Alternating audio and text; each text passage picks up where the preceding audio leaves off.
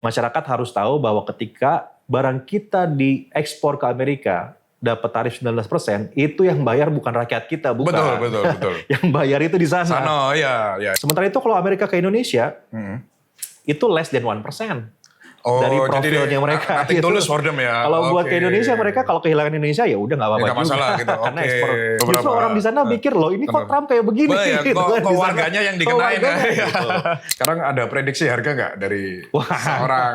Kalau gitu kita nggak berani, saya mau nanya sama Gabriel. Yo guys, balik lagi hari ini kita kedatangan seorang tamu yang sangat spesial, Profesor Dr. Prabu Revolusi. Beliau Profesornya Amin. Masih associate profesor sekarang. Iya. Terus beliau ini seorang akademisi yang juga merupakan tim sukses atau yang mengatur branding dari seorang Prabowo dan Gibran. Kemudian beliau juga sekarang duduk sebagai komisaris utama di Pertamina. Dan ketiga, beliau juga merupakan seorang akademisi profesor digital ya. Ya, di bidang digital. Hari ini kita mau tanya-tanya berbagai macam hal buat follower kita. Baik seorang personal branding. Kemarin kan Prof yang mengatur personal branding berbagai macam orang-orang terkenal lah kita bilang, termasuk kampanye Prabowo Gibran juga. Jadi kita mau dapat ilmunya ini Prof. Nah, saya juga mau belajar nih dari seorang profesor asli ya. Oke. Prof kan seorang ahlinya Prof. Untuk tips-tips buat teman-teman yang sedang memulai bisnis, kan sekarang personal branding is everything ya. Penting. Sangat penting sekali. Bahkan kalau dulu boleh dibilang ya, ketika gua bukan siapa-siapa mau DM orang itu nggak dianggap Prof. Iya. Juga bagi yang single-single ya guys ya. Kalau lu DM cewek, IG lu nggak ada portonya, lu nggak bakal direspon men. Bisa jadi ya. Bahkan porto IG itu ataupun TikTok harus dibagusin dulu ya Prof. Benar. Mungkin tips pertama Prof, bagi seseorang untuk membangun personal branding itu best practice-nya seperti apa? Jadi yang perlu disadarin dulu sama banyak orang adalah bahwa sekarang ini kita masuk ke satu era yang disebut dengan economic attention. Di mana yang namanya perhatian itu punya nilai ekonomi. Ya kan? Kita nambah followers, kita nambah subscribers. Di followers sama subscribers itu kita engagementnya tinggi, nilainya makin mahal. Bisa divaluasi ya. Bisa divaluasi. Ya? Seperti sebuah perusahaan ya. Betul. Nah, ini yang banyak orang nggak tahu nih. Ini menarik sekali. Gue juga baru dengar ini. Disebutnya economic attention. Jadi kita memang masuk ke satu era yang baru, industri yang baru disebutnya dengan economic attention. Jadi jangan sepelekan perhatian. Ya, kalau dulu mungkin kita sedikit malu-malu untuk cari perhatian, caper ya. Kalau sekarang justru malah harus narsis. Karena dapetin perhatian itu bisa equal to valuasi gitu kan. Kita bisa jualan lewat TikTok sekarang dengan TikTok affiliates. Di Instagram mungkin kita juga bisa dapat endorsement, bisa orang bahkan sekarang kalau mau kerja nggak lagi lihat CV kertas, tapi yang pertama kali dinilai adalah lu punya Instagram nggak? Gue lihat dulu Instagram lu kayak gimana gitu kan. Saya punya perusahaan, kalau cari karyawan, mereka kasih CV, yang pertama kali saya lihat alamat IG-nya dulu. Gitu kan? Guys. Nah kebanyakan orang kan kosongan nih IG-nya, udah di private, fotonya nggak jelas, kosongan. Nah, gimana orang mau lihat kan? Iya. Kecuali kalau memang sudah punya valuasi diri yang lebih daripada perhatian ya, yang kenapa-napa juga. Tapi contoh aja, orang kaya sekarang juga mainan sosmed kan, bikin personal branding kan. Kita tahu kan beberapa triliuner juga bikin tetap personal branding gitu. Karena mungkin memang kita masuk ke era yang berbeda dengan beberapa waktu yang lalu ya. Dulu kan orang kalau misalnya memperlihatkan kesuksesan itu disebutnya sombong, flexing. Kalau sekarang gitu bisa dikatakan ya pencapaian, prestasi, achievement. Bentuknya bisa macam-macam kan flexing itu. Nggak hanya flexing mobil atau rumah atau apa, bisa flexing prestasi. Gelar. Ya, kayak Prof ini gelarnya ditulis satu deret gini. Soalnya susah dapetin gelarnya itu. Iya, betul. Walaupun saya juga respect sama teman-teman yang tidak mencantumkan gelar ya. Kalau saya menghargai proses saya mendapatkan semua itu kan tidak mudah gitu ya. Dan saya menghargai gelar yang saya dapatkan gitu. Sehingga ya saya perlu dan merasa itu sebagai suatu achievement yang harus ditunjukkan. Iya Karena kalau nggak ditunjukkan orang memandang sepele kan, ya kan Prof ya. Iya, ini siapa sih gitu kan? Bisa jadi. Suka nggak gitu. suka netizen Tapi kita mostly begitu. sekarang begitu ya, melihat apa yang ada di depan mata mereka gitu. Jadi kalau saya ke mahasiswa selalu mendorong untuk kalau memang punya naluri narsistik, pelihara. Jangan disembunyikan, justru didorong supaya punya valuasi lebih. Ya bukan hanya sekedar sombong, bukan hanya sekedar pamer ya, tapi juga berbagi. Namun kita juga mendapatkan sesuatu. Harus imbang, karena kalau flexing terus tanpa edukasi nggak bisa. Penting. Tapi kalau edukasi terus tanpa flexingnya nggak bisa diterima audiens juga. Bisa terima. Betul kan? Karena kan audiens perlu cari bukti. Iya, ini siapa sih yang ngomong gitu kan? Triliuner atau bukan gitu. Ada validasi, dia butuh validasi. Bener nggak nih? Pak Ray ini yang ada di sosmed ini ternyata sukses atau enggak ya? Itu kan perlu dicari tahu. Betul. Agree. Jadi kalau sekarang tips bagi seorang yang mau membangun personal branding nih, Prof. Best practice-nya apa dulu yang harus mereka lakukan ini? Ya, yang pertama sebetulnya menemukan dulu personality kita ya, yang mau kita bangun di sosial media itu seperti apa, yang mau dilihat oleh publik itu seperti apa. Ya sederhana aja dengan kita menjawab 3 pertanyaan tentang diri kita sendiri. Kita mau orang lain tuh melihat kita sebagai apa? Sebagai pengusaha apa? Karakternya apakah saya mau yang lebih fun, yang lebih serius, yang lebih apa gitu ya. Jadi dibentuk dulu narasinya. Dibentuk dan harus niche. Karena kalau di sosial media itu kita nggak bisa main general. Saya sangat agree. Saya sangat setuju ini. Kayak misalnya mau di luar kripto, saya mulai bahas saham, saya mulai bahas emas, itu nggak masuk di saya. Nggak masuk. Audiens saya nggak bisa terima. Jadi my branding is crypto bros kan. Jadi kita bahas fundamental kripto dan lain sebagainya. Ini benar sekali. Setuju. Memang harus niche. Harus niche ya. Harus fokus di satu bidang yang you good at ya. You good at, and kita harus tahu dulu audiensnya sama kita punya relevansi nggak gitu. Jangan juga kita maksain ya. Misalkan saya mau jadi orang kripto gitu. Betul. Tapi portofolio saya di kripto masih sedikit. Dia nggak punya expertise di sana ya. Nggak punya expertise gitu. Jadi itu kita kan lucu juga, nggak boleh. Harus punya relevansi orang dengan audiensnya. Betul. Nah, berarti yang pertama ketika orang mau membangun personal branding, step pertama adalah menemukan niche-nya dulu ya? Iya, menemukan niche. Kemudian yang kedua, kita bisa apa yang kemudian harus di-set oleh mereka? Mengidentifikasi kira-kira audiens yang lebih mudah untuk saya dekati itu yang mana. Secara demografisnya, maksudnya Gen Z, milenial atau apa? Iya tergantung, kan kalau saya nih misalnya, saya sekarang rambut aja udah beruban. Kesini sekarang saya masih pakai jenggot, pakai kumis. Kalau saya ngobrolnya sama Gen Alpha udah nggak masuk. Udah nggak masuk, betul. Ya jangan maksain diri juga tiba-tiba. Saya bikin konten gue lu, hi bro, dan macam-macam. Masuk gitu kan. Jadi audiensnya harus pas dulu. Jadi kita baca audiens masih bisa. Gitu. Jadi audiens kita harus pastiin juga bahwa kita bisa nge-reach audiens tersebut. Hal ini juga yang dilakukan oleh tim kampanyenya Prabowo Gibran di tahun yang lalu. Ya kan saya salah seorang lah di antara beberapa yang membentuk tim branding ini yang membentuk kampanye Prabowo Gibran. Salah satu yang menjadi kunci sukses ya kampanye Prabowo Gibran adalah karena tahu audiens yang mau dituju itu siapa. Secara demografi Gen Z, Gen Y itu kan mendominasi pemilih. Oleh karena itu komunikasi yang dibangun oleh tim kampanye Prabowo Gibran itu kan komunikasi yang relate sama Gen Z, Gen Y, ya gemoy lah. Terus avatarnya pakai AI gitu. Belum lagi juga cara kita ngebangun konten di sosial media, pakai musik ini, musik itu, editannya semuanya kan dibikin seperti trending, Gen Z banget gitu. Jadi justru malahan tidak kayak politisi ya. Betul, saya setuju banget. Ya kan pasti ngebandingin juga. Saya setuju banget. Kalau politisi lain kan misalnya ada pesan atau ada kampanye yang mau diutarakan ya udah duduk kan. Kaku gitu ya. Siapa? Itu orang lupa pasti. Gitu kan. Menurut saya ekonomi harus begini. Ya itu bagus. Hanya relate nggak sama audiens yang mau dituju. Gitu. Barangkali kalau bikin video kayak gitu di TikTok ya nggak akan laku. Gitu kan.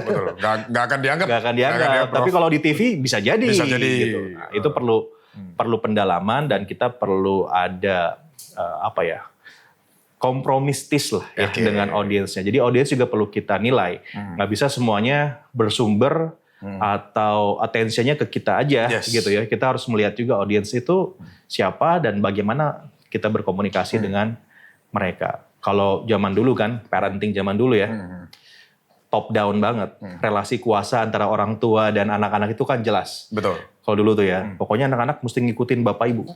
Ini didikan saya banget ini. Ya kan? Milenial. Tapi kalau sekarang kan beda gitu. Sekarang kan kita nanya, kamu maunya jadi apa? Betul. Ya kan? Kamu sukanya apa? Mau les apa? Betul. Udah beda. Jadi kita meminta mereka untuk beropini. Kita memasukkan kita mempertimbangkan ya keperluan mereka, sukanya mereka itu seperti apa. Nah, termasuk juga di sosial media. Walaupun mungkin ya saya itu nggak relate dengan audiens di sosial media saya, tapi saya harus mempertimbangkan audiens saya relate nggak dengan saya.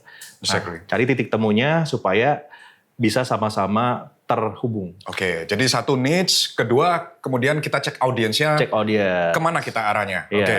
Berarti supaya penekanan guys, beliau ini sosok di balik kesuksesan gemoynya Prabowo Gibran. Enggak juga sih, banyak yang lain. Banyak yang lain. Salah satunya. Karena ini juga salah satu hal yang pengen saya sounding di sini. Di tim kampanye kemarin itu solid banget ya. Jadi ada banyak sekali tim kampanye yang terlibat, involved dalam kampanye itu, dan kita saling nguatin. Ada yang kuatnya di bagian apa, mereka kerja, kita support gitu. Saya juga kuatnya di sebelah mana, disupport juga sama tim yang lain gitu. Soliditas kerja kampanye Prabowo Gibran kemarin itulah yang membuat pada akhirnya outputnya keren gitu. Outputnya ya satu putaran kemarin. Terbaik. Ini sosok jeniusnya guys. Enggak. Banyak yang lain lagi. Terus kemudian yang... Saya sih tim bantu-bantu aja. Nah biasanya ngomong gitu itu orang pintar. Kemudian Prof, yang ketiga apa? Konsisten upload atau apa yang terakhir? Yang ketiga konsistensi.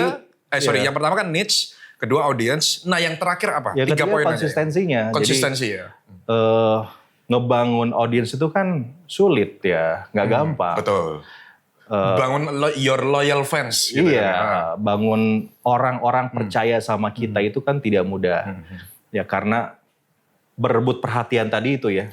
Selain jadi, kita, mohon maaf sedikit memotong, berarti perebutan, kalau istilahnya di dunia sosmed ini atensi ini benar-benar persaingan perebutan ya. Iya, pasar bebas. Nggak bisa kalau misalnya di industri gue misalnya nonton Gabriel Rain bakal nonton yang lain itu nggak bisa ya. Berarti orang harus akan memilih salah satu atau gimana? Mungkin nonton sih masih bisa ya. Kita kan bisa follow banyak orang. Betul. Tapi siapa yang paling sering masuk ke FYP kita? Siapa yang paling sering masuk ke Explore kita kan depends on algoritma yang relate sama behavior audiensnya, perilaku audiensnya. Algoritmanya kita baca nggak konten-kontennya Ray dibandingkan yang lain gitu kan? Konten-kontennya Mas Gabriel dibandingkan yang lain. Jadi penting untuk konsisten upload ya. Konsisten upload, konsisten bikin konten. Kalau misalnya kurang evaluasi kan ada insight-nya ya, ada analitiknya. Correct. Di evaluasi harusnya posting jam berapa, kemudian berapa banyak orang nge-share konten kita, berapa banyak orang nge-save konten kita. Itu kan menunjukkan kalau konten kita penting nggak buat mereka. Betul. Metrik sekarang kan dalam sosial media nggak hanya komentar. Betul, exactly. Jadi apakah kontennya Mas Gabriel itu di-save sama orang karena ngerasa ini penting. Atau bahkan di copy link disebarin lagi ke komunitas yang lain gitu. Nah ini kan kita harus terus exercise sampai mendapatkan formulasi konten yang memang shareable, ya memang punya relevansi tinggi sama audiens yang dibangun. Idealnya nih Prof, dalam seminggu konsisten itu bisa dibilang berapa kali upload? Tergantung sih ya kalau itu tergantung tadi niche pertama itu gitu. Kalau ada yang justru nggak terlalu sering ya, jadi kayak dikasih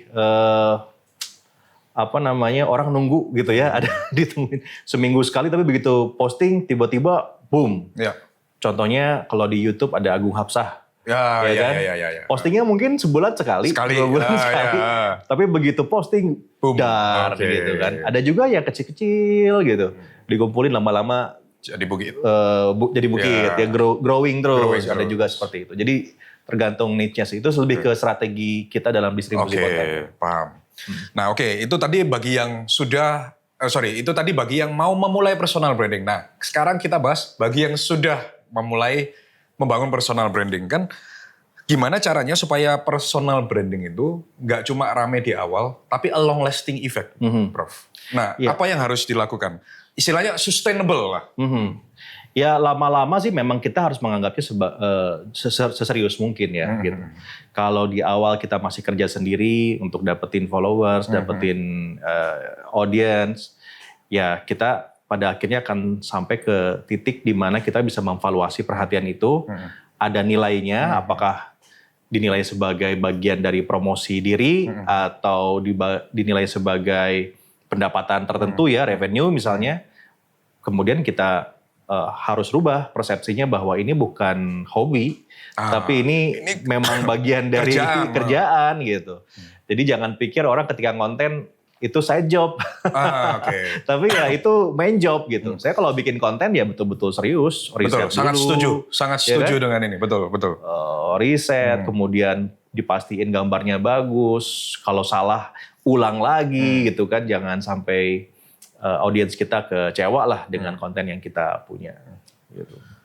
Oke, jadi itu kalau yang supaya sustainable ya caranya, Prof. Nah, sekarang yang menarik, Prof. Sekarang kan sosmed terpecah ke beberapa platform ya. Ada IG, ada TikTok, ada X, ada YouTube.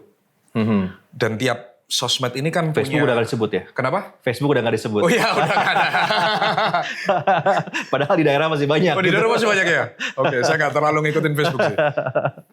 Nah, dari keempat platform ini kan juga personanya ini berbeda-beda. Contoh paling gampang, ketika saya ngepost sesuatu di TikTok, belum tentu ini bisa keterima di X. Sebegitu juga sebaliknya, ketika saya bikin sesuatu di TikTok, belum tentu sebagus bisa diterima audiens di IG. Nah, supaya nih Prof, ketika kita membuat sebuah konten, supaya kita nggak capek nih, bisa seragam di semua platform, what is the best practice? Saya malahan termasuk orang yang tidak menyarankan menseragamkan konten. Ya. Oh, berarti tiap platform kita bikin sendiri satu-satu? Sebisa mungkin berbeda-beda. Jadi saya kalau ada klien gitu, saya nggak pernah menyarankan mirroring konten ya. Jadi konten di Instagram kita duplikasi, kita tayangkan di TikTok dan seterusnya. Karena setiap konten tadi yang Mas Gabriel sampaikan, setiap platform audiensnya beda-beda. Setiap platform, audiensnya beda-beda.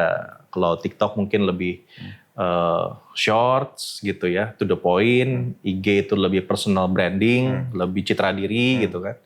Kalau TikTok itu kan distribusi konten ya, semakin mudah didistribusikan makin cepat penyebarannya.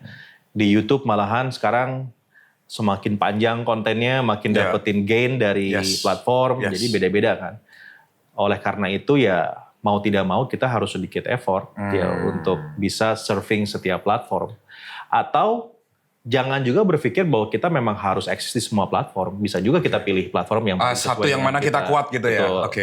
Kalau memang kita punya kapasitasnya, capacity untuk masuk ke semua platform boleh gitu ya. Tapi kalau belum, ya pick one, build di situ. Ketika sudah bernilai, baru kemudian bangun lagi di platform yang lain.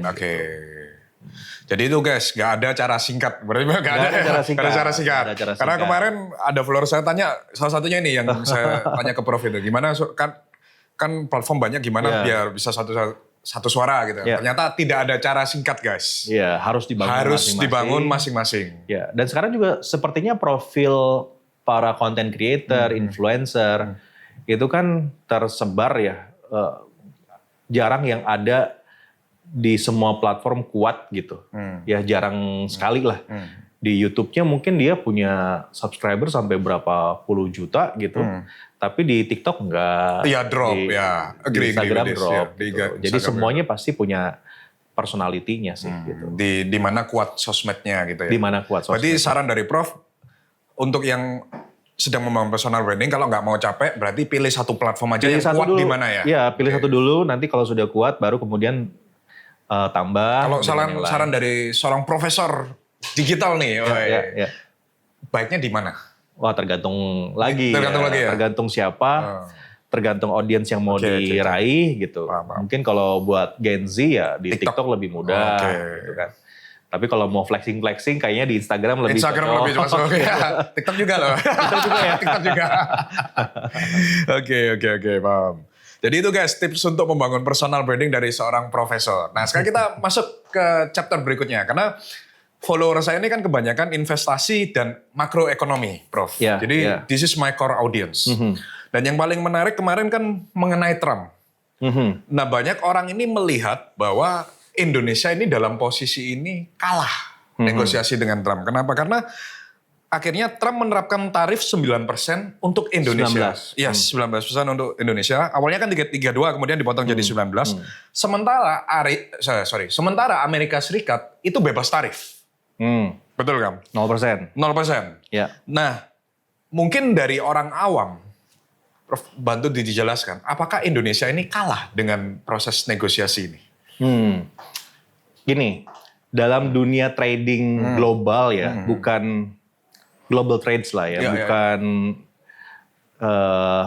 perdagangan di kompleks ya. Kalau di kompleks rumah ada warung ya kita sama-sama untung gitu. Betul. Tapi kalau di global trades itu kan ukurannya bukan tentang menang-menang, menang kalah gitu. Tapi apa yang paling bisa bermanfaat, getting beneficial dari transaksi itu. Oke. Ada yang disebut dengan asymmetrical trades. Ya kalau di global trades landscape gitu. Market Amerika sama market Indonesia nggak bisa dibandingkan apple to apple gitu. Karena market Amerika punya strength sendiri, market Indonesia punya strength sendiri. Jadi bahwa kita harus similar misalnya. Tarifnya 19% maka kita 19% juga. Nah nggak bisa kayak gitu. Dan ini sudah dilakukan bertahun-tahun gitu ya, bukan sekarang aja gitu. Artinya keniscayaan adanya asymmetrical trades itu ya, tergantung market size-nya dan semacamnya. Indonesia punya asymmetrical trades agreement itu bukan hanya sama Amerika aja, sama China, sama Eropa, sama Turki, sama Brazil, sama banyak negara itu beda-beda tarifnya gitu ya. Enggak karena dari satu negara itu 2%, maka kita 2% juga nggak kayak gitu. Betul. Jalannya ekonomi dunia tuh nggak kayak gitu ya. Bahkan Eropa ke Amerika nggak kayak gitu juga. Jepang ke Amerika nggak kayak gitu juga. Cina ke Amerika nggak kayak gitu juga. Semuanya diukur ya. Ada formulasi yang begitu kompleks untuk menentukan bahwa yang fair itu berapa. Nah, kita bicara tentang Amerika nih. Ya, dibilang apakah Indonesia kalah nggak bisa juga gitu. Karena apa? Dalam hal ini, ya, Indonesia justru bisa mengambil banyak manfaat karena tarif ekspor Indonesia ke Amerika itu paling rendah dibandingkan banyak negara lain yang juga sedang bernegosiasi tarif dengan Amerika. So either we gain the market or we lose the market. Itu dulu kan. Yang which is lebih baik kita gain the market kan, walaupun walaupun kena tarif kan istilahnya begitu. Karena apa? Ekspor Indonesia ke Amerika itu profilnya ya hampir 11% dari profil ekspor Indonesia ke luar, ke Amerika, 11%. Jadi dari semua ekspornya Indonesia itu 11% ke Amerika.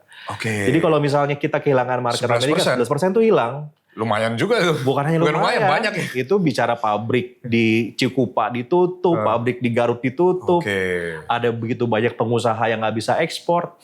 Ketika pengusaha nggak bisa ekspor, artinya pegawainya juga kan jadi kehilangan pekerjaan. Betul. Jadi efek dari kehilangan pasar Amerika itu bisa besar ya untuk Indonesia. Termasuk juga kalau kita kehilangan pasar di beberapa negara lain yang profilnya besar. Sementara itu kalau Amerika ke Indonesia, itu less than 1% dari profilnya mereka. Nothing tulus for them ya. Kalau buat ke Indonesia, mereka kalau kehilangan Indonesia ya udah nggak apa-apa juga. Masalah gitu. Karena ekspor mereka terbesar nggak ke sana juga. Ini yang orang netizen nggak tahu, dikira kita kalah dalam negosiasi. Enggak juga, karena economical size-nya Amerika jauh lebih besar dibandingkan dengan Indonesia.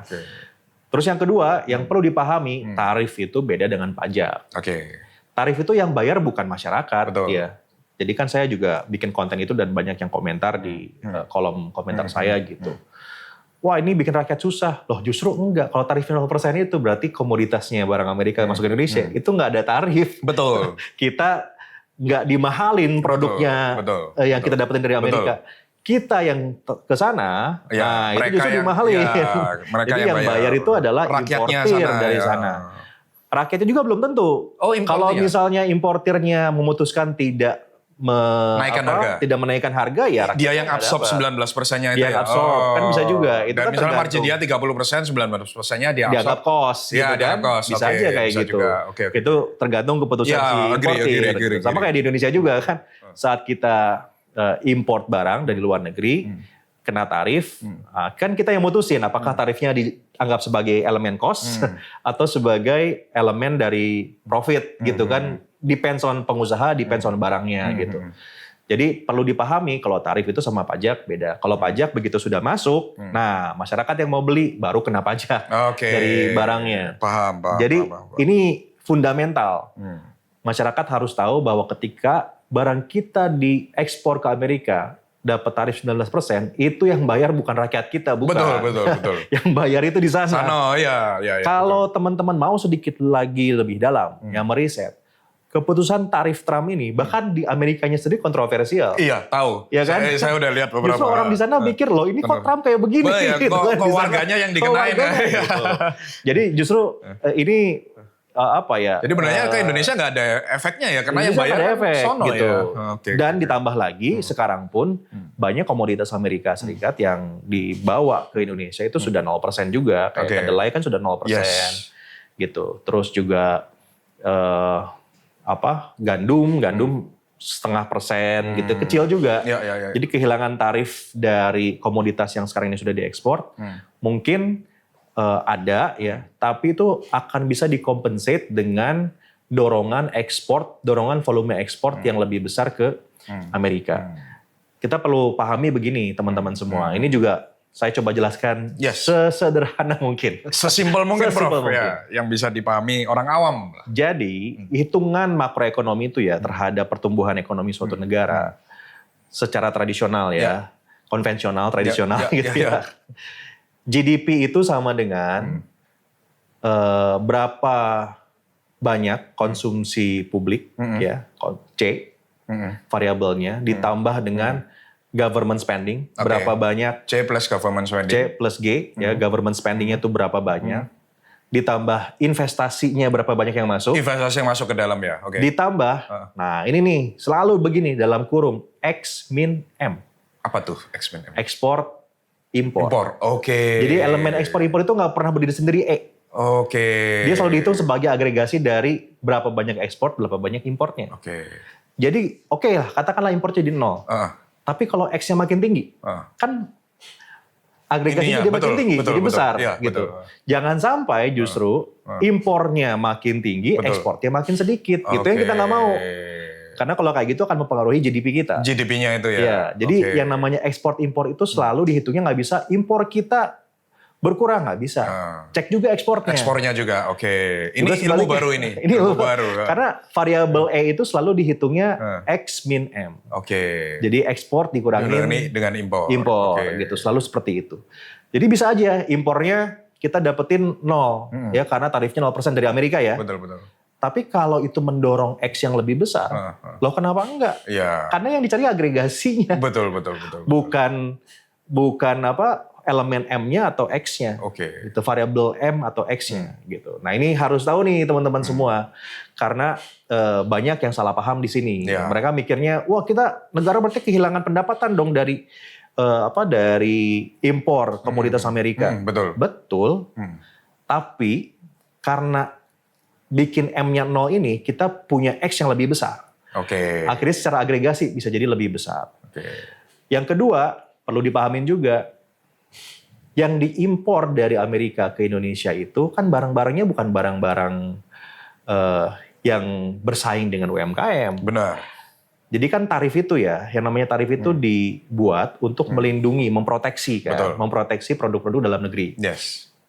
Hal yang sama juga, kenapa Trump bikin tarif setinggi itu, dia ingin memproteksi produk dalam negerinya Amerika. Kita harus juga ngerti kenapa Trump kayak begitu gitu kan. Nah kalau tarifnya 0% berarti kan produk UMKM di Indonesia bakal susah gitu kan, karena bersaing dengan harga barang dari Amerika yang lebih murah. Logikanya benar. Tapi masalahnya adalah komoditas yang diimpor dari Amerika itu beda sama komoditas UMKM. Gitu ya. Kedelai contohnya kita nggak pernah sadar kedelai yang kita makan, tempe yang kita makan itu kedelainya kan impor semua. Yang suka makan roti, suka makan mie instan, itu gandumnya impor semua. Dari Amerika ya? Mayoritas dari Amerika gitu. Kemudian energi itu kita memang impor dari Amerika. Energi ini contohnya apa? Crude. Crude oil ya. Crude oil, LPG, LNG gitu. Itu juga masih majoritas dari Amerika ya? Enggak majority ya, saat ini enggak majority, tapi juga kita beli dari Amerika, gitu. Tidak hanya majority. Karena kan kalau energi itu nggak bisa dihitung long term gitu ya. Tergantung situasi market saat itu, kayak saham. Apa. Jadi kalau naik turun harganya. Iya, kalau misalnya lagi naik di Afrika ya pasti kita beralih ke yang lebih murah. Itu selalu kayak begitu. Jadi nggak bisa dianggap berarti lebih mahal dong minyaknya Amerika. Enggak juga. Siapa tahu malahan, dan saya yakin ya karena saya ada di Pertamina dan saya tahu ya kayak gimana proses kita mendapatkan crude gitu. Kalau dealnya long term, harganya bisa jadi dikunci. Iya, bisa dikunci dengan kontrak itu. Iya kan, harganya bisa dikunci. Jadi malahan lebih murah. Kenapa bisa lebih murah? Karena sudah tahu kita menyimpannya, storage-nya. Salah satu komponen termahal dari beli crude itu ya, bukan hanya crude-nya, tapi storage-nya di mana. Saat kita beli berapa ratus ribu barel itu, kan dibawa nih pakai tanker gitu. Begitu nyampe, itu disimpannya di mana? Nah, menjadi mahal pada saat tidak ada perencanaan yang baik ya terkait storage-nya gitu. Nah kalau misalnya kita udah tahu bahwa dari Amerika kan selalu ada sekian ratus ribu barel, kita sudah siapkan storage yang juga kita prediksi biayanya untuk setahun. Jadi lebih murah juga gitu. Nah kompleks lah perhitungannya gitu. Balik lagi tapi Prof, kan orang merasa apakah UMKM terdampak? Kayak tadi kan kita ternyata impor kedelai energi dari Amerika. Nah, ada nggak kira-kira dampaknya bagi UMKM nih dengan tarif ini? Yang zero tarif for Amerika. Yang pertama, teman-teman harus percaya sama bagaimana Pak Presiden, Pak Prabowo begitu mencintai rakyatnya itu dulu. Gitu. Harus. Gak mungkin Pak Presiden itu mau mengorbankan rakyatnya. Itu dulu nih. Saya tahu bahwa ini mungkin susah buat mereka yang tidak memilih Pak Prabowo kemarin. Betul. Tapi siapapun presidennya, mau Pak Prabowo, mau Pak Ganjar, mau Pak Anies kemarin, pasti yang pertama dalam hati mereka adalah rakyat Indonesia dulu, gitu kan. Siap. Artinya apa? Nggak mungkin Pak Presiden Prabowo ini bikin kebijakan yang akan ngorbanin rakyatnya. Itu dulu nih, nggak mungkin lah gitu. Mau beda pilihan politik boleh ya, tapi masa iya kita punya presidennya mengorbanin rakyatnya? Kan nggak mungkin. Betul. Kita husnuzon dulu terkait hal ini. Setuju. Gitu ya. Baru kemudian kita analisa.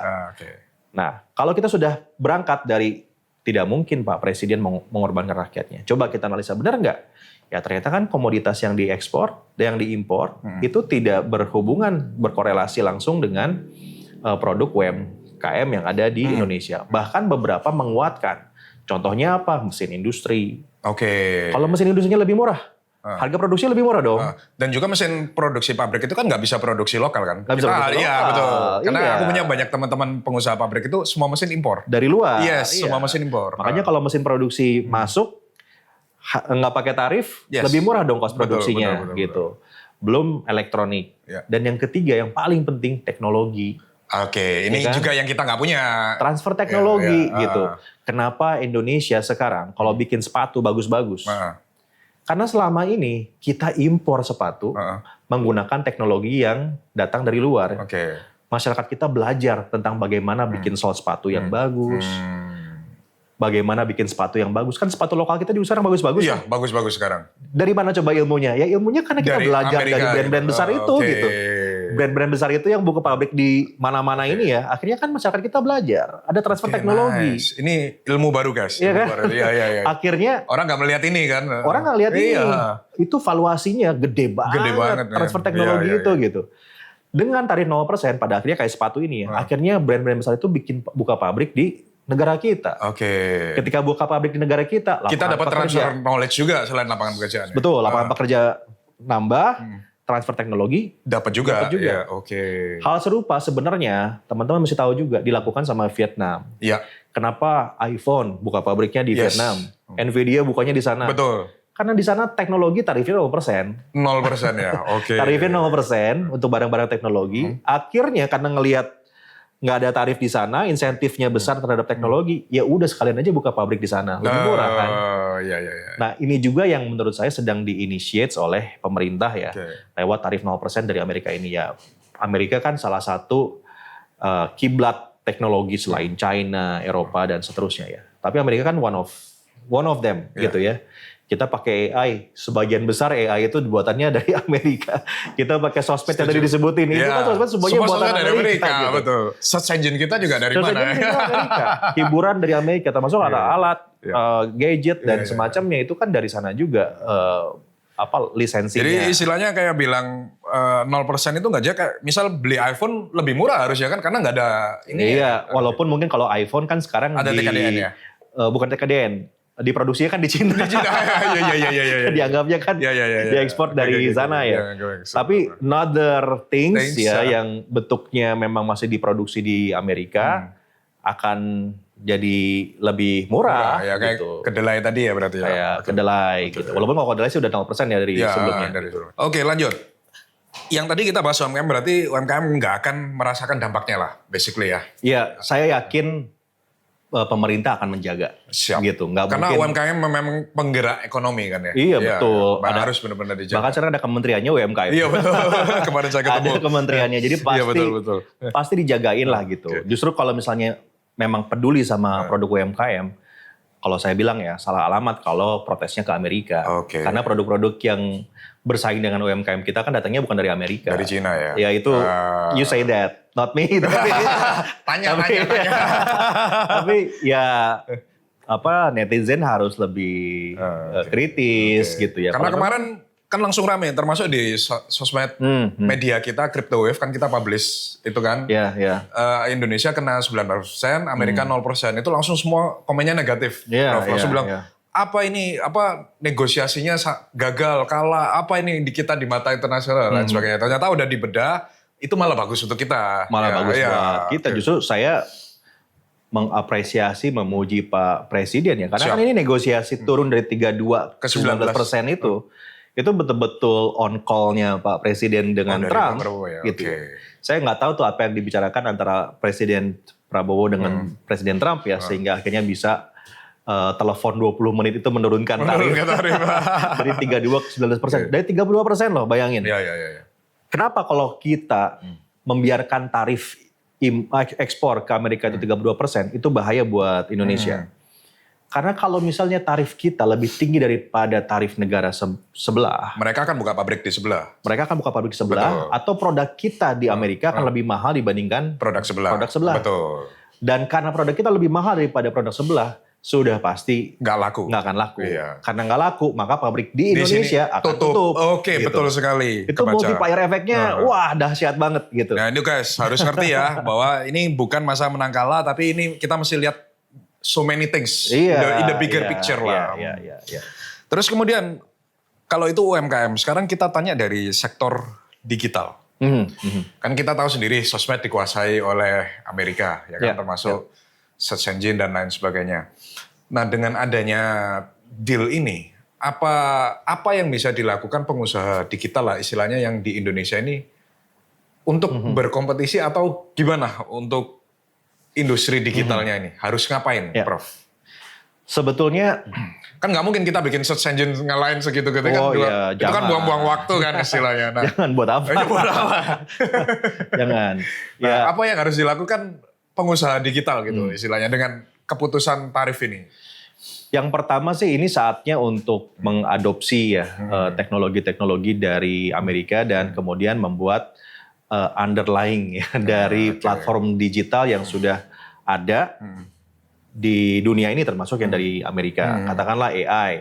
Ya AI sekarang sudah masuk. Ya bayangkan kalau misalnya say OpenAI ya. Dengan tarif 0% kan artinya ada guaranteed bahwa OpenAI ini nggak akan naikin biaya langganan gitu kan. Ya bisa dimanfaatkan dengan sebaik-baiknya untuk produktivitas UMKM, produktivitas usaha, produktivitas akademik dan macam-macam. Jadi penting buat masyarakat Indonesia, pengusaha Indonesia mengambil momentum ini ya. Ditambah lagi pemerintah kita sekarang kan sangat digital driven gitu ya. Pak Prabowo memberikan banyak statement tentang pentingnya masyarakat kita itu segera mengadopsi teknologi STEM itu ya. Jadi jangan resistance ya. Jangan resistance. Kita harus adapt supaya tambah maju. Betul, termasuk Pak Wapres kan tentunya pasti atas arahan Pak Presiden.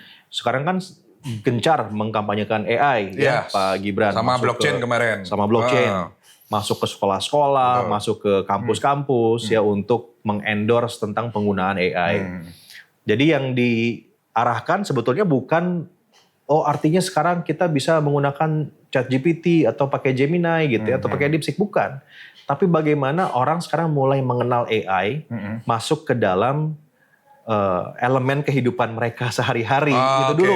To improve the quality of life ya. Karena gimana caranya kita mau mengadopsi AI kalau kita pun nggak kenal AI itu apa gitu kan. Makanya yang pertama kali dilakukan at the early stage adalah mensosialisasikan AI dulu. Nah, dalam waktu dekat yang saya dengar juga kan regulasi tentang AI akan segera keluar juga. Di sini ya? Ya, di Indonesia. Mungkin September atau Oktober. Kita doakan, kita dukung semoga segera gitu. Tapi juga kabar baik berikutnya, ya PP 28 2025 kemarin. Bagaimana Indonesia sudah mengakui blockchain, NFT, Web3, smart contract sebagai entitas bisnis. Entitas bisnis, betul. Yang itu sebelumnya nggak ada. Banget, itu sangat penting. Gitu Serius itu sangat penting. Itu terobosan besar loh kalau buat para pelaku makanya kemarin blockchain ya. Media kita Crypto Wave itu langsung muji Pak Prabowo bilang, ini the only presiden yang memperhatikan industri ini. Karena sebelumnya Prof, kayak teman-teman saya yang bikin project, bikin launching coin apa, bikin project apa, mereka ketika mau bikin NIB itu nggak bisa loh. Nggak bisa. Karena dianggapnya terlalu berisiko. Jadi abu-abu kan. Dengan adanya PP kemarin, mereka semua itu happy loh di industri kripto ini. Pasti. Mereka bisa punya legalitas, mereka bisa bayar pajak. Maksudnya nggak sembunyi-sembunyi lagi gitu. Statement yang bisa kita ambil dari PP itu adalah bahwa pemerintah kita melihat potensi besar dari industri kripto, betul. Ya, jadi Indonesia tidak akan anti pada kemajuan teknologi basisnya blockchain ya. Ya blockchain ya, as we know is future technology. The futures, gitu. Everything is about blockchain.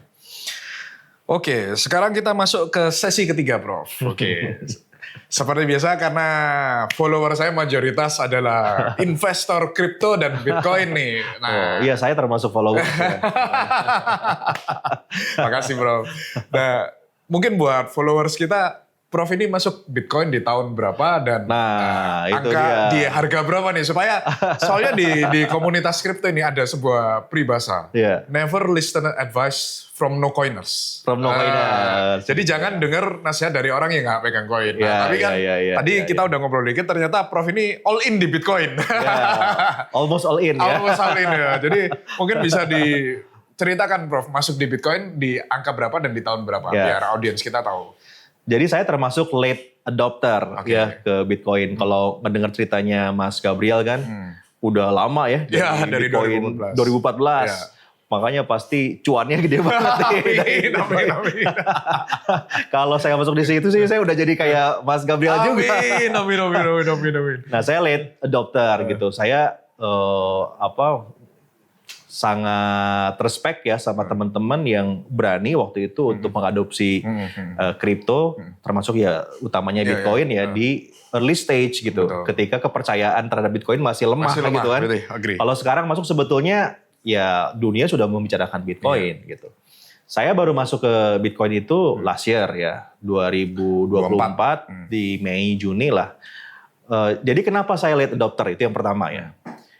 Saya itu penelitian saya kan di digital. Kemudian setelah saya beres doktoral, kemudian saya nyari postdoc kan. Nah yang ingin saya ambil tuh digital economy. Penelitiannya tentang digital economy. Kenapa? Karena ternyata digital economy Indonesia itu masih sangat rendah. Ya, baru 7%. Beda sama China yang udah 45%. US berapa sekarang? US itu sekitar 12-13%. Oh lebih tinggi China malah? Lebih tinggi China. Wow. Ya jelas lah. Sekarang juga udah kelihatan sebenarnya. Justru US tuh lagi ngejar digital economic-nya ya. Nah Indonesia tuh masih kecil. Padahal potensi digital ekonomi di Indonesia itu besar banget. Ya, karena kita kan pengguna digital besar di market ya.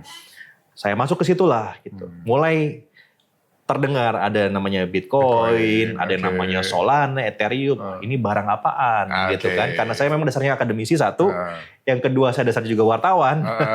Saya nggak berani masuk sebelum riset gitu kan. Agree, harus. Jadi saya riset dulu, saya pelajari sejarahnya Bitcoin, sejarahnya kripto seperti apa, Ethereum itu apa, Solana itu apa, ya saya pelajarin semuanya, termasuk rumus-rumusnya, karena saya punya basic di makroekonomik ya, jadi saya lihat, oh Bitcoin itu bisa punya ya valuasi sebegitu besarnya sekarang, karena formulasi-formulasi yang apa ya, yang given maybe from God, I don't know gitu. Karena formulasi kayak gitu nggak mungkin ditemukan oleh sembarangan orang. Betul. Itu yang bikin saya di 2014 itu I'm amazed with that gitu. Iya kan? Iya betul. Kan kita mau invest baca white papernya dulu pasti kan. Betul gitu kan, saya baca, begitu lihat persamaan itu, ini gila nih. Gila makanya betul. Karena siapapun ini itu ya yang ngasih ilham, orang ini bikin rumus itu pasti ya I don't know, mungkin dalam 50 tahun terakhir this is the most inovatif invention. Iya, ya sama kagetnya dunia pada persamaannya Einstein MC kuadrat. Gitu ya. Walaupun persamaannya simple MC kuadrat, tapi itu kan prosesnya panjang. Prosesnya panjang. Bagaimana Einstein menemukan rumus itu ya. Nah, termasuk ya rumus Bitcoin ini gitu. Waktu saya pelajari rumusnya, wah ini gila nih rumus nih. Ini findings banget gitu ya. Ya udah, saya deep down terus, digging down, riset sampai saya ngerasa, wah ini masa depan gitu, Bitcoin itu. Apalagi kan gini, teknologi itu selalu munculnya ya. Desakannya adalah untuk mengganti kemapanan. Semua teknologi pada dasarnya ketika dia ditemukan, itu untuk mengganti kemapanan yang ada. The old system ya. The old system. The system gonna be replaced. Internet itu muncul kenapa? Karena adanya dominasi konglomerasi pada informasi. Muncullah teknologi yang namanya internet, gitu kan. Sama juga dengan Bitcoin. Ini kan punya gerakan yang sama kan. Spiritnya adalah melihat bahwa ada celah di fiat money, gitu. Celah itulah yang menjadi motif terbesar. Lahirnya konsep Bitcoin gitu. Dari krisis itu soalnya. Dari krisis itu kan. Akhirnya setelah saya pelajari semuanya, wah ini I have to jump in gitu kan. Jadi momennya waktu itu ya. Iya, begitu saya masuk, wah kok udah mahal gitu kan. Tapi udah cuan guys, tenang. Ya udah lebih ya. Udah lebih. Waktu itu masuk di 600 jutaan kan tahun lalu. Sekarang udah 1,9 pagi ini. 1,9. Berarti kan udah 2 kali lipat. 3 kali lipat. Hampir 3 kali lipat. 3 kali lipat lebih. Pensiun dini habis gini ya.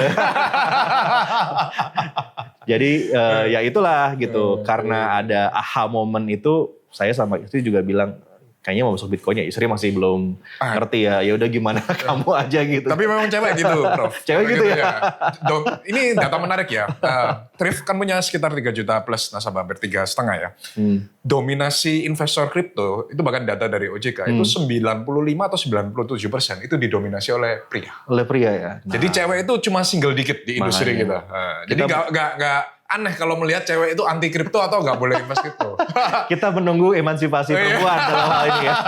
Di mana emansipasi perempuan nih untuk kripto. Tapi walaupun istri keberatan tetap akhirnya all in ya, Prof ya? Iya. Istri nggak keberatan, hanya mengingatkan gitu itu apa gitu.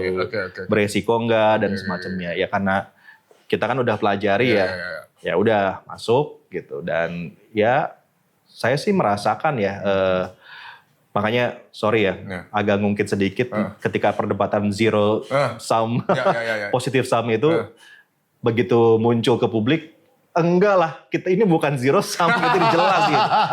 Zero sum itu kalau trading ya, trading short trading mau nyari cuan, dan rata-rata itu dari altcoin lah ya. Itu mungkin bisa dibilang zero sum. Tapi kalau di Bitcoin sih, ini mah value storage. Ya, gitu. Value storage-nya adalah positif saham. Nah terus lanjut kemudian ke cerita berikutnya, Prof. Kan istilahnya bagi teman-teman ya, ini advice yang sangat gampang sekali. Kalau kalian males research, udah nurut orang pintar aja guys. Ini kan profesor, dokter, udah kalian gak usah baca white paper, gak usah baca. Atau minimal lihat konten saya aja di YouTube. Iya, gue ini bilang bolak-balik sama follower gue. Udah kalau kalian males research, lu lihat orang pintar kemana. Kayak Trump kemarin beli, Saylor beli, ya kan. Kemudian walaupun Blackout gak beli kan mereka mengelola dana-dana orang pintar kan. Family office dan lain sebagainya. Itu kan istilahnya orang pintar semua. Dan ini yang ngomong juga seorang profesor kan, yang udah ngelakukan research guys. Kayak kalau males dan masih unbelief dengan Bitcoin ya nggak bisa ngomong ya. Berarti kan lu ngelawan orang pintar istilahnya. Nah, salah satu ini mungkin yang perlu juga perjelas di sini ya. Kan saya juga sering bicara tentang Bitcoin ini sama teman-teman lain ya, yang konservatif gitu ya. Mereka nanya sama kayak Mas Gabriel tadi itu, portofolio lu kayak gimana gitu. Saya bilang, sekarang gue udah di kripto nih gitu. Sekadar informasi, beliau ini Bitcoinnya 80% dari porto ya? Ya dari portofolio. Bayangin gak segede gitu. Nanti kalau misalnya ada siklus baru kasih tahu saya kapan harus keluar. Pasti. Nah jadi saya bicara sama teman-teman gitu yang memang juga mereka main investasi ya, tapi kebanyakan kan tradisional gitu. Konservatif lah gitu. Saya bilang di Bitcoin gitu atau di kripto gitu. Oh, apaan tuh? Barangnya kayak gimana? Nah, terus saya jelasin kan kayak gini. Pasti yang mereka tanyain underlying-nya apa? Nah, gitu kan. Kalau emas kan bisa begini. Emas bisa jadi perhiasan gitu kan. Perusahaan punya dividen. Bitcoin apa? Nah, saya ada yang ngomong kan, energi dan macam-macam. Yes, itu bisa. Tapi in some cases itu malah bisa jadi biaya gitu kan. Betul. Tapi underlying terbesar dari Bitcoin itu adalah trust. Trust, yes. Seperti yang kemarin udah diajarin ke saya. Itu adalah trust gitu. Mereka bingung kan kepercayaan. Maksudnya gimana kepercayaan? Trust itu sekarang tuh sudah divaluasi. Dan ini menjadi salah satu loophole di ilmu ekonomi makro sekarang. Karena kalau di ekonomi tradisional, trust itu nggak ada variabelnya. Sama seperti teknologi itu nggak ada variabelnya di ekonomi lama ya. Ekonomi lama. Jadi kalau saya berdebat sama profesor saya gitu, bicara tentang bagaimana kita menghitung dampak teknologi pada produksi, bagaimana kita menghitung dampak ekonomi digital pada GDP, itu pada nggak bisa jawab. Karena variabelnya nggak ada. Dalam perhitungan makroekonomi, teknologi itu mau digital mau teknologi yang lain. Dihitung sebagai konversinya ya untuk efisiensi produksi atau mempercepat produksi atau memperbesar produksi. Jadi kan teknologi itu bisa membuat efisien atau memperbesar volume produksi. Dikonversinya hanya sebatas itu. Padahal kita sama-sama ketahui kalau yang namanya ekonomi digital itu valuasinya bukan hanya tentang produksi barang. Ya, ada hal-hal yang tadi itu kan attention divaluasi gitu. Sekarang kepercayaan juga divaluasi. Nah, saya carilah jurnal itu tentang bagaimana memvaluasi kepercayaan. Berarti bukan cuma jadi jangan dibilang percaya itu nggak bisa divaluasi. Nggak bisa. Bukan iman ya, bukan iman. Jadi kepercayaan itu ternyata lu percaya. Iya, ternyata bisa divaluasi ya. Itu yang nemuin ekonom juga namanya Stephen Marsh. Jadi kepercayaan itu variabel dari history, yang kedua credibility, yang ketiga dari konteks.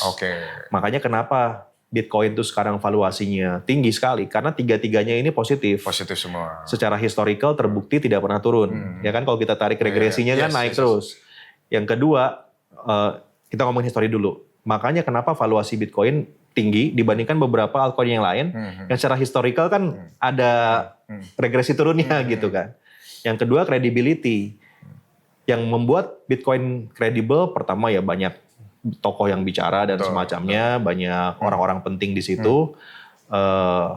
Yang kemudian juga ya tadi ya ada formulasi dan macam-macam ya, termasuk faktor trust pada keamanan Bitcoin gitu kan. Yang ketiga konteks. Nah, konteks juga penting untuk meningkatkan valuasi dari kepercayaan. Konteks itu apa? Bitcoin itu punya konteks dengan fiat money tadi itu, ya kan? Ada konteksnya nih.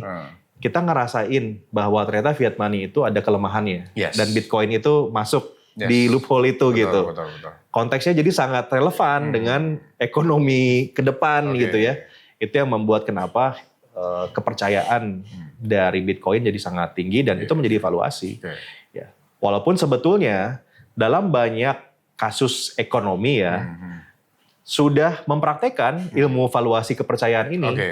Yang saya bilang tentang real estate, gitu kan. Tentang real estate itu. Satu rumah laku maka mempengaruhi harga kompleks sekitarnya, gitu. Dan nggak harus semua rumahnya dibeli kan? Nggak harus semua rumahnya dibeli. Ini yang orang keliru beranggapan bahwa untuk Bitcoin itu naik dibutuhkan fiat yang banyak. Padahal satu transaksi aja mempengaruhi satu yang lain. market cap dari ekosistem. Betul. Jadi ini ilmu baru guys.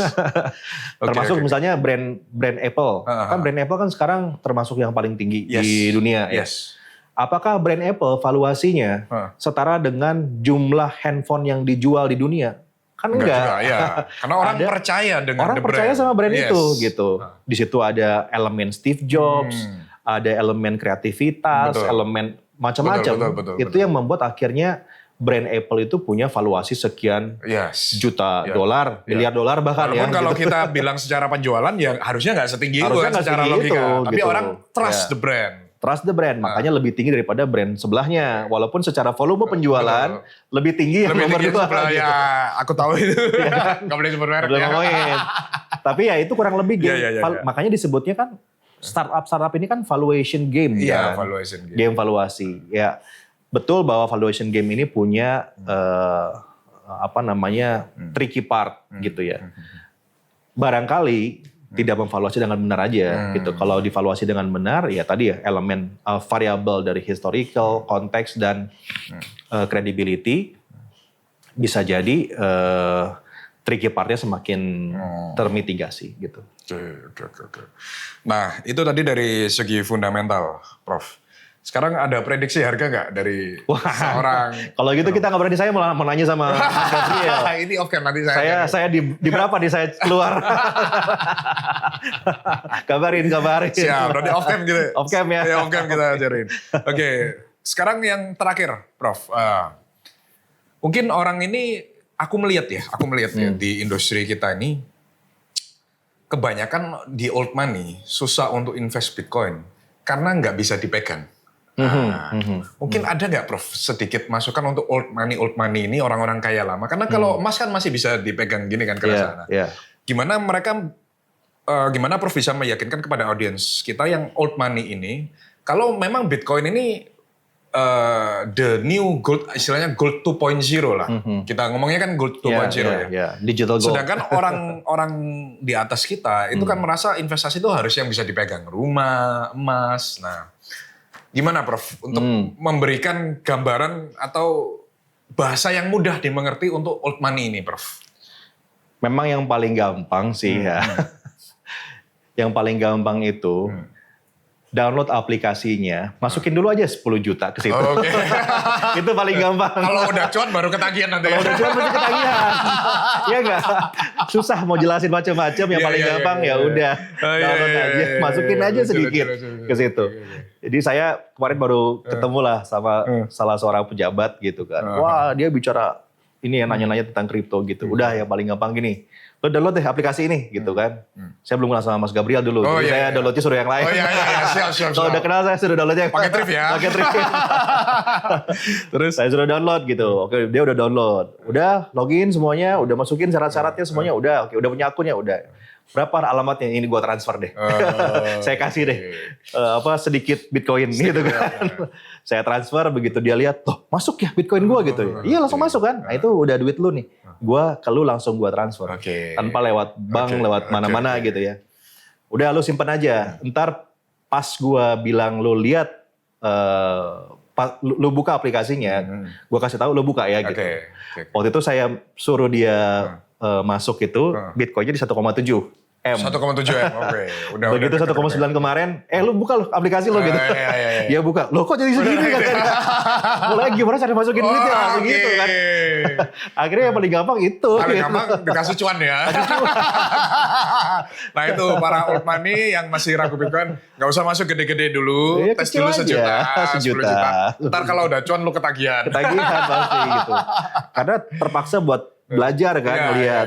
Dan kan gini, real atau nggak real itu kan experience pada akhirnya Mas. Kalau kita bicara real money, ya kertas. Tapi sekarang uang udah digital juga bentuknya. Ya, saya di bank ada berapa duit gitu. Nggak pernah saya pegang semua uangnya kan, adanya kan di bank tuh. Bentuknya kan bit juga tuh. Sama juga kayak kripto sebetulnya. Ya bentuknya kan di digital juga gitu. Betul bahwa Bitcoin itu nggak bisa dipegang, tapi kan sekarang sudah ada konverternya. Digital lo kan tinggal dikonversiin ke USD dapat USD. Oh iya, betul. Sebenarnya kan gini. Konversi ke rupiah jadi rupiah juga. Betul. Iya sih, iya betul. Nah itu guys. Bagi yang masih bilang Bitcoin nggak punya bentuk digital. Kan konversinya sama juga. Iya, sama aja, betul. Kalau dikonvert ya bisa dipegang juga. Bisa dipegang juga akhirnya. Betul. Siapa yang gak suka bawa duit ya? Apalagi pegang duit. Oke, jadi itu guys podcast kita hari ini dengan seorang Profesor Dr. Prabu Revolusi. Semoga podcast ini bisa menambah wawasan dan ilmu teman-teman sekalian ya. Bagi yang mau follow Profesor Dr. Prabu Revolusi, boleh lihat di bawah sini. Ini Instagramnya. Dan ini YouTube-nya. Jangan lupa subscribe dan follow. Beliau ini orang sangat pintar guys. Waduh, amin. Fokus.